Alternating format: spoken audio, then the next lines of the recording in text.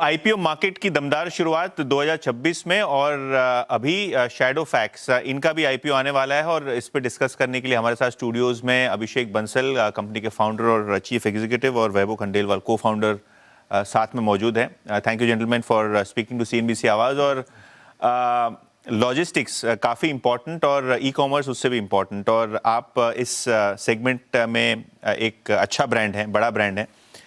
जानना चाहूँगा कि जो ई कॉमर्स सेगमेंट है और जो लॉजिस्टिक्स सेगमेंट है, ब्रेकअप किस तरीके से है आपकी सेल्स का, आपके रेवेन्यूज़ का, और किस तरीके से आप पाथ टू प्रॉफिटेबिलिटी, बिकॉज वही क्वेश्चन मैं आपको पूछूंगा बार बार कि जो प्रॉफिटेबिलिटी है वो किस तरीके से आप देखते हैं। Thank you. शैडोफैक्स हमने लगभग 11 साल पहले चालू किया था, 2015 में। हम लोग इंडिया में हर एक बिजनेस को सर्व करते हैं जो एंड कस्टमर तक डिलीवर करता है, कोई सा भी मॉडल हो, चाहे ई कॉमर्स हो, चाहे क्विक कॉमर्स हो, चाहे फूड डिलीवरी हो, चाहे स्टोर टू कस्टमर हो।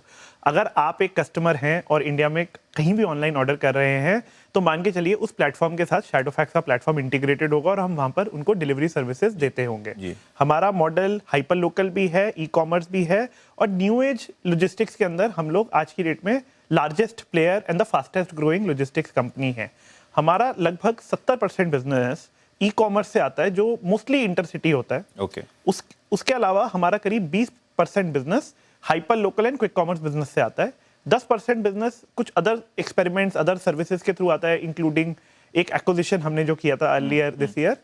नाउ हमारा जो इसमें स्पेशलाइजेशन है ई कॉमर्स के अंदर, वो भी हमने बहुत ज्यादा वैल्यू एडेड सर्विसेज बनाए हुए हैं। करेक्ट। आउट ऑफ 70% लगभग 40% हमारा बिजनेस वैल्यू एडेड सर्विसेज से आता है। Correct. और लॉजिस्टिक्स में क्या होता है कि ये जो वैल्यू एडेड सर्विसेज होती हैं, चाहे वो रिवर्स लॉजिस्टिक्स हो, चाहे वो सेम डे डिलीवरी हो, ये बहुत यूनिक सर्विसेज होती है। इनकी वजह से आपको एक प्रीमियम मिलता है। आप जो है अपने कस्टमर के साथ बहुत डीपली काम करते हो, बहुत डीपर पार्टनरशिप करते हो, जो हमारा यूनिक आइडेंटिटी है। हम लोगों ने जब ई कॉमर्स में एंट्री किया था, हम लोगों ने इन वैल्यू एडेड सर्विसेज के थ्रू एंट्री किया था, और ये बड़ा यूनिक हमारा ब्रांड रेपुटेशन भी बन गया है, जिसकी वजह से हमने एक डिफरेंशिएशन बनाया है।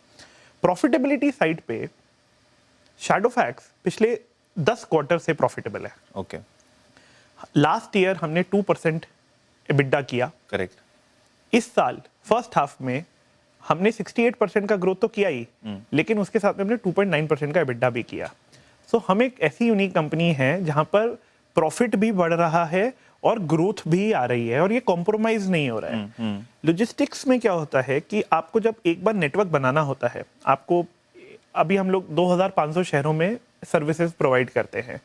उन सारे शहरों में हमें चाहे लोड आए या ना आए, या एक ऑर्डर भी अगर आ रहा है तो हमें वो फुलफिल करने के लिए एक ट्रक भेजना पड़ेगा। बिल्कुल। इस पूरे ग्रिड को चलाने के लिए एक फिक्स कॉस्ट होता है हमारा। और होता क्या है कि जब आप ग्रो करते हैं तो ये एसेट बहुत अच्छे से यूटिलाइज होना शुरू हो जाता है, ऑपरेटिंग लेवरेज आता है इस बिजनेस के अंदर। तो जैसे जैसे ग्रोथ आनी शुरू होती है, तो आप ये मान के चलिए कि हम ग्रो करेंगे और हर क्वार्टर कुछ प्रॉफिट ऐड करते रहेंगे अपने एबिटा के अंदर अगले 4 से 5 साल के अंदर।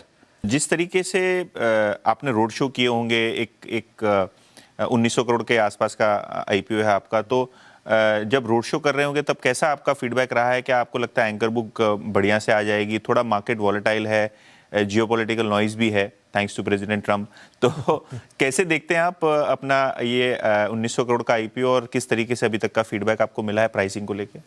देखिए, हमारा मकसद ये रहा है कि हम हमारे मॉडल के बारे में अच्छे इन्वेस्टर्स को, लोगों तक हम वो उस मॉडल के बारे में हम बता सकें। करेक्ट। एक चीज़ जो आपने शुरुआत में भी जैसे पूछा था कि भाई नंबर लोग ड्रेस करते हैं और फिर रिजल्ट आने के बाद फिर नई चीज़ें पता लगती है। मैं आपको एक चीज़ ये बताना चाहूँगा कि देखिए, हम एक प्रमोटर लिस्टेड कंपनी की तरह आगे बढ़ना चाह रहे हैं। Between us, both of us as promoters, बाकी जो एम्प्लॉयज़ हैं, हम में से कोई भी इस ऑफर फॉर शेयर में नहीं बेच रहा है। ओके। ठीक है। हम यहाँ पे लॉन्ग टर्म का थॉट प्रोसेस रखते हैं और उसी मकसद से हम आगे बढ़ना चाहते हैं। तो देखिए, अब जो चीज़ें हमारे हाथों में नहीं हैं, हम उनका थोड़ा कम ध्यान रखते हैं। हमारा मकसद ये रहा है कि हम अच्छे इन्वेस्टर्स को, अच्छे लोगों के पास हमारे मॉडल को हम समझा सकें कि हम क्या नया कर रहे हैं, कि ये एक ऐसी कंपनी है जो कि आपको ग्रोथ भी दे रही है और आपको प्रॉफिटेबिलिटी भी दे रही है, कि ये एक ऐसी कंपनी है जो कि फ्रुगैलिटी के सिद्धांतों पर बनी हुई है, कि वो उस पैसे की पाई का खर्चा का हिसाब किताब अच्छे से रखती है। तो वही मैसेज हम करना चाह रहे हैं। जितनी हमारी विजिबिलिटी है उस हिसाब से हमें अच्छा फीडबैक मिला है और उसी के हिसाब से हम आगे भी अभी बढ़ रहे हैं। बिल्कुल। और अभी आपका प्रमोटर होल्डिंग और नॉन प्रमोटर होल्डिंग कितना है और पोस्ट आईपीओ प्रमोटर होल्डिंग कितनी रहेगी आपकी? तो देखिए अभी हम 2 प्रमोटर्स के बीच में 19% के आसपास है। एम्प्लॉयज़ और जो की मेंबर्स हैं उनको मिला के 27-28% हैं हम।